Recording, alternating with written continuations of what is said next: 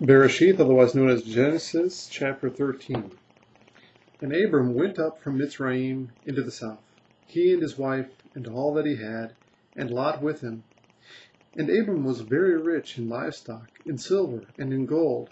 And he went on his journey from the south as far as Bethel, to the place where his tent had been at the beginning, between Bethel and Ai, to the place of the altar, which he had made there at first. And there Abram called on the name of Yah. Now Lot, who went with Abraham, also had flocks and herds and tents, and the land was not able to bear them, that they might dwell together, for their possessions were great, so that they could not dwell together. And there was strife between the herdsmen of Abram's livestock and the herdsmen of Lot's livestock. And at that time the Canaanites and the Perizzites dwelt in the land. Then Abraham said to Lot, "Please, let there be no strife between you and me, and between my herdsmen and your herdsmen, for we are brothers. Is not all the land before you? Please, separate from me. If you take the left, then I go to the right, or if you go to the right, then I go to the left."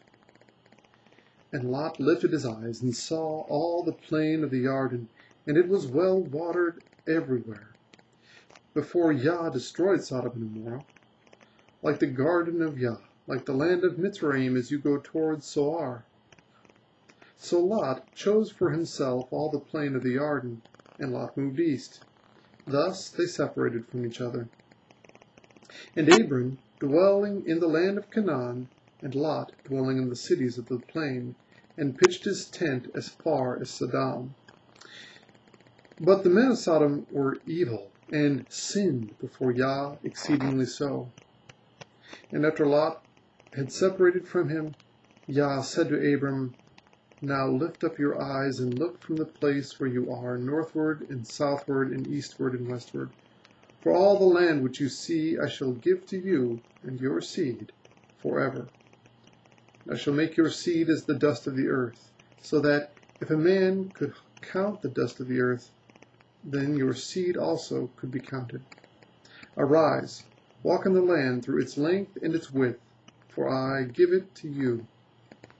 So Abraham moved his tent and went and dwelt in the terebinth trees of Mamre, which are in Hebron, and built an altar there to Yah.